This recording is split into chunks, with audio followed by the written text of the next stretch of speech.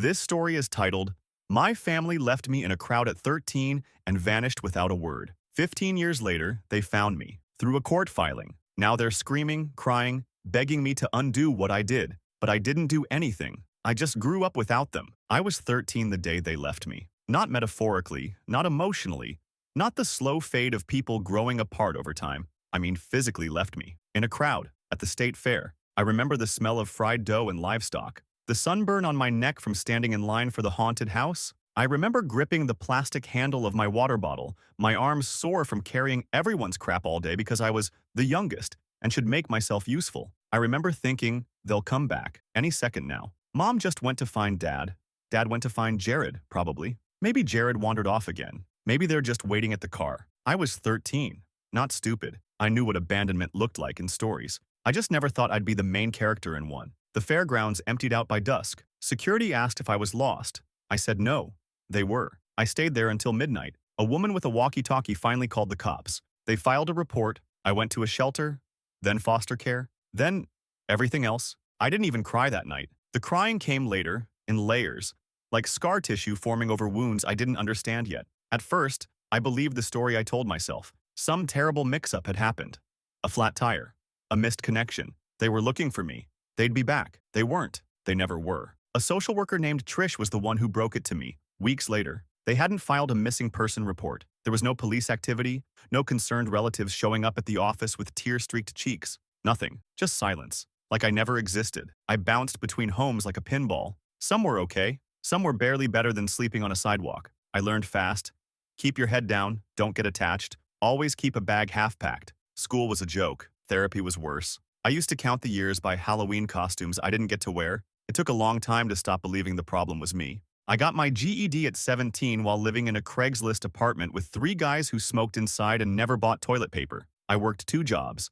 Diner by morning, warehouse by night. I clawed my way into community college. I used to fold laundry while watching YouTube videos on taxes and tenant rights, just in case. Everything I know I taught myself, and I never heard from them. Not once. Until last month. 15 years. No contact, not even a birthday card. And then I get a letter from a lawyer. Something about a probate case. I almost threw it out, assuming it was junk. But curiosity is a hell of a drug. I called. Turns out my name was listed on some paperwork tied to a family trust. And now they're back. Now they're showing up, crying, sobbing, screaming that I've betrayed them, that I owe them something, that I have to undo what I did, but I didn't do anything. I just survived. People think the worst part of being abandoned is the moment it happens. It's not. The worst part is the mornings after. All of them. When the adrenaline wears off and you're left staring at a beige ceiling in a stranger's house wondering if you're ever going to feel safe again.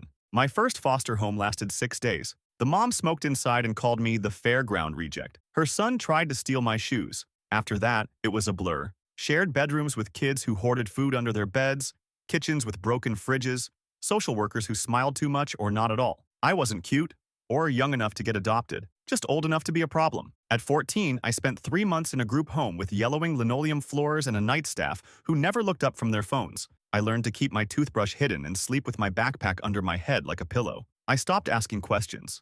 Stopped waiting for someone to notice I wasn't okay. The system doesn't run on healing. It runs on turnover and paperwork. School was its own kind of war zone. Every time I switched districts, they made me stand up and introduce myself like I was the new foreign exchange student from the land of the emotionally obliterated. One girl asked if my parents were dead. I said, I think so. If not, I hope they get there soon. By 15, I'd stopped pretending to be normal. I used to flinch when people said their parents grounded them. You had parents? Must be nice. I got detention for skipping school because I was too exhausted from night shifts at the diner. I wasn't skipping.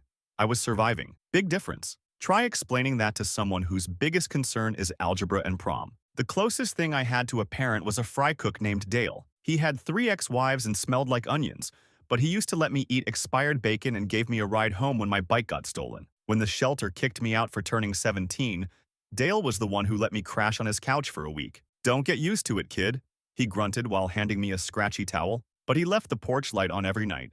And I noticed. That year, I found a $375 a month studio with water-stained ceilings and an ancient fridge that leaked Freon. My landlord didn't ask questions.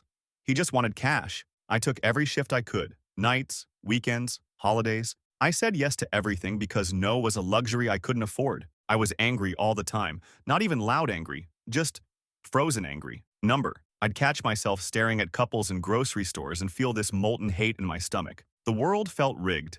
Like everyone else had a manual I was never handed. Like they'd left me not just without love, but without context. Who leaves their kid at a fair? And who never looks back? I used to imagine running into them somewhere. A grocery store, a gas station. I'd picture myself saying something cool, biting, final. But it never happened. They disappeared so cleanly it was like they'd rehearsed it. Like I was just an old coat they left on a bench and never went back for. I didn't know then that they'd come back one day, that I'd get the last word, that I'd build something they could never touch. At the time, all I knew was I was alone. But I was still here. There was no magical turning point, no sunrise epiphany, just a gradual crawl from surviving to something slightly better than surviving. I didn't grow up. I constructed myself, piece by jagged piece. Every stable moment, every scrap of safety, I had to hunt down and bolt into place like I was rebuilding a house that someone else set on fire. I got my first real apartment at 19. Still smelled like mildew and bad decisions, but it was mine. Rent was $460, utilities not included, and the oven door didn't close all the way unless you wedged a chair against it. But it had a lock. A deadbolt. You'd be amazed how powerful a deadbolt feels when most of your life has been doors swinging open without warning. That first winter, I worked at a gas station from 10 p.m. to 6 a.m., the kind of place where the coffee tastes like tire water and the bathroom key is attached to a brick. I saw things, mostly sad things. People buying single cigarettes, heating up ramen with the car lighter, asking for change with voices cracked from cold. But every week I cashed my paycheck, bought generic groceries, and paid the electric bill like a damn superhero. In between shifts, I took online classes. Community college. Nothing fancy. One course at a time. I failed statistics twice, cried about it in a Wendy's parking lot once, then passed it the third time while running on energy drinks and a hatred of being underestimated. People came and went, roommates who never washed dishes, neighbors who stole your packages and then asked to borrow your Wi-Fi, a guy named Trevor who swore he was emotionally intelligent but ghosted after I told him I didn't know my parents' birthdays. Apparently that was too heavy. But there were bright spots too. A woman named Rita from the diner who knitted me a scarf after I covered her shift. A Craigslist roommate who made the best grilled cheese I've ever had and once tackled a rat with a broom like a gladiator. A community college professor who stayed after class to walk me through a paper line by line because he said, "You write like someone who's survived something. That matters." And therapy. God, therapy. Took me until I was 21 to admit I needed it. Found a low-cost clinic. My first therapist had a poster of a cat hanging onto a tree that said, "Hang in there." I almost walked out, but she let me talk. She didn't flinch. When I told her I wasn't sure if I hated my family or missed them, she said, "That's not confusion. That's trauma." That sentence lived in my chest for weeks. Over time, I stopped jumping at shadows. I got better at boundaries. I started telling people when they hurt me instead of just disappearing. I stopped trying to be digestible. At 24, I started my own freelance business.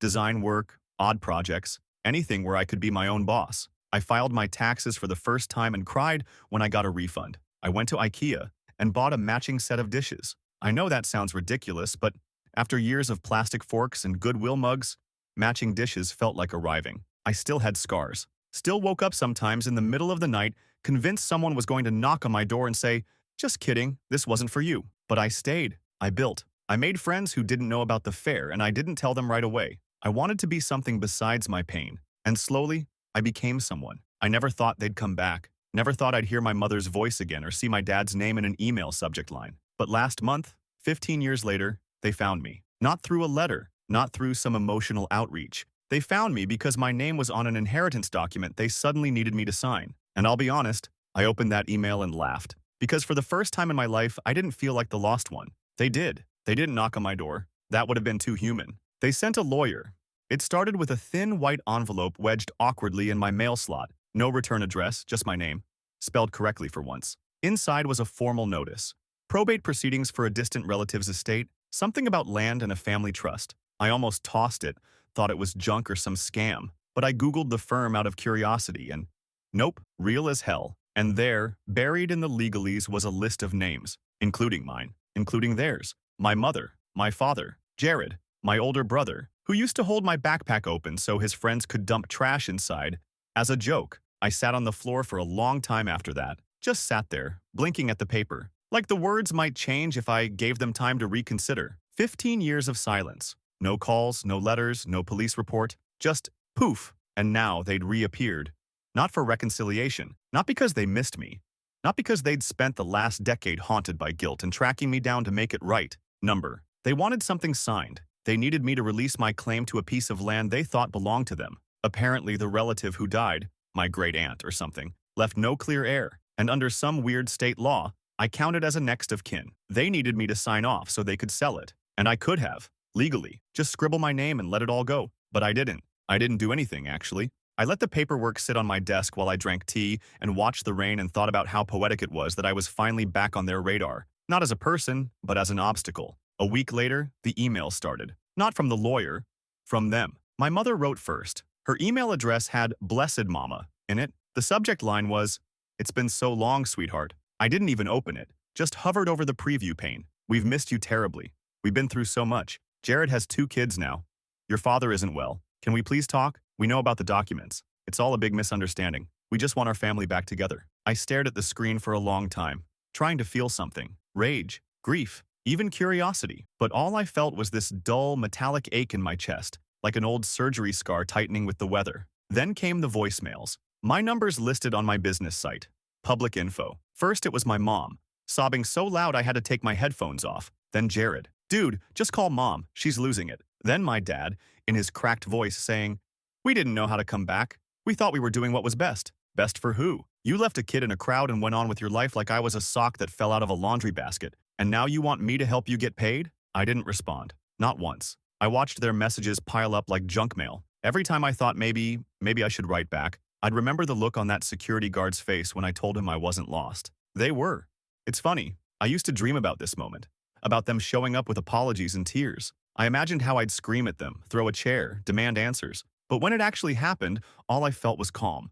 Not the absence of pain, just the absence of need. They still don't get it. They think I'm being cruel. But I'm not doing anything. I'm just letting them live in the silence they created. They showed up at my office. I rent a small space above a yoga studio. Nothing fancy. Just enough room for my desk, my tools, a coffee maker that groans like it hates existing, and a window that gets too much sun in the morning. I keep it clean, organized. It's one of the only places that feels purely mine. They didn't even call first.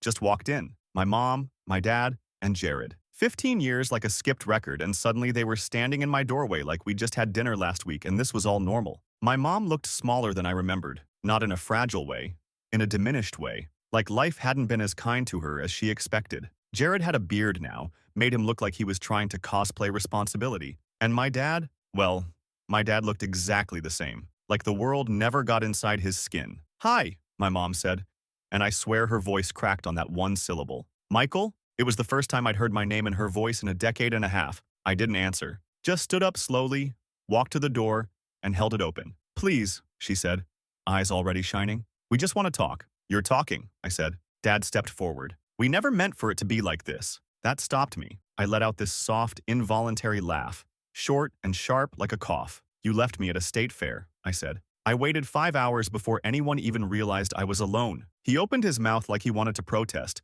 but even he couldn't shape the words. "Do you know what happens to a kid when their family vanishes without explanation?" I asked. "Do you know what it's like to explain to strangers why your mom didn't come back? Why nobody claimed you? Do you know what it's like to keep asking yourself what you did wrong?" Silence. "You didn't try to find me. You didn't file anything. Not a single call to any agency. I wasn't lost. I was abandoned. We thought it was safer," my mom whispered. "You were always different. We didn't know how to handle you." There it was. The truth. Raw and pathetic. I wasn't convenient. I didn't fit the picture. I made things harder. So they opted out. Jared muttered, "Look, we messed up. But this thing with the land, it doesn't have to be messy." And that's when I reached into my drawer and pulled out the check. $73.50. That's what the land dispute had boiled down to. Their portion of the trust, minus legal fees and taxes, after splitting it evenly among the listed heirs. They thought they'd hit some kind of payday. Instead, it wasn't even enough to cover a nice dinner. I placed the check in Jared's hand. "Here," I said.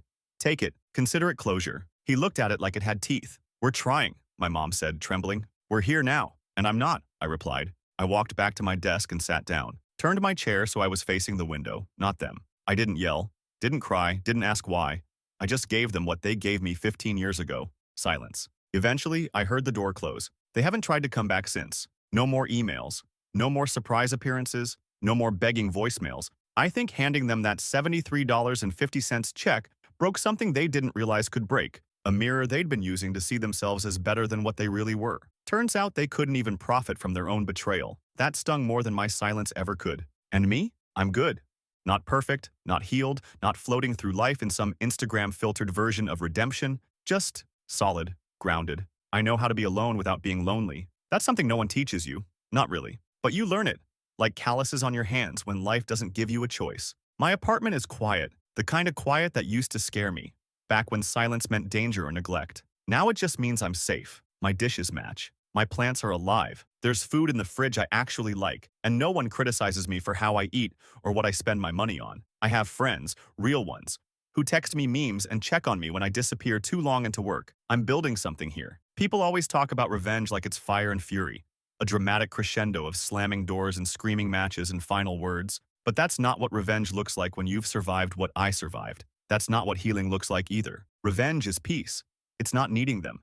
It's not even hating them. It's looking at a $73.50 check and realizing that's the full measure of their relationship with you. That's their legacy. Revenge is sitting at your own kitchen table, drinking your favorite coffee from your favorite mug, knowing no one can take it from you. It's coming home to a space that feels like home because you made it one. It's realizing you don't have to explain yourself to anyone. Not about the pain, not about the silence, not even about the decision not to forgive. I used to fantasize about confronting them, screaming in their faces, demanding they look me in the eyes and admit what they did. But when the time came, it wasn't fire that came out. It was clarity. And that's the most terrifying thing to people who rely on chaos to keep control. I didn't build a better life to prove them wrong. I built it because they weren't there to ruin it. That's it. That's the whole truth. They left a kid in a crowd and never looked back. And I didn't follow. I wrote them a letter once. Didn't send it. Still have it, though, folded neatly in the back of a drawer under old tax forms and expired batteries. It's not even that long, just a single page.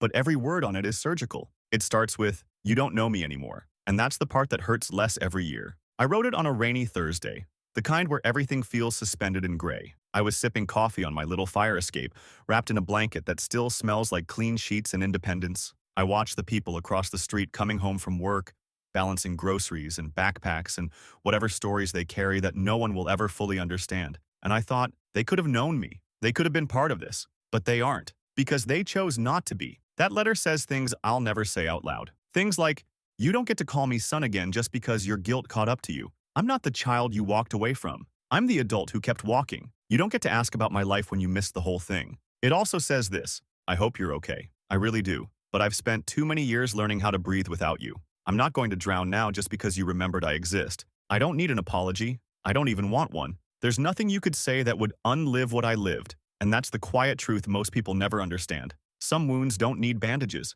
They need space, distance, air." Lately, I've been thinking about what it means to become your own origin story. To take your pain and make it into soil. Because that's what I did. I grew something out of nothing. I built a life that holds me the way they never did. I'm in a better place now. Literally, figuratively, emotionally. My work's steady. My friends are the kind of people who leave the porch light on. Sometimes I catch myself laughing and realize I didn't have to earn it through someone else's approval. It just came naturally. And no, I don't have a family in the traditional sense, but I've got people. The kind who remember your birthday without needing a reminder. The kind who show up without being asked. I've got a neighbor who brings over leftover lasagna and says, "You look like someone who forgets to eat." I've got a partner now who knows I flinch at silence and never makes me feel broken for it. We're talking about maybe fostering someday. I used to be terrified I'd turn into them. Now I know better. The letter ends like this. "You lost me a long time ago, and I found someone better in your absence. Me, still folded, still unsent, and that's exactly where it belongs."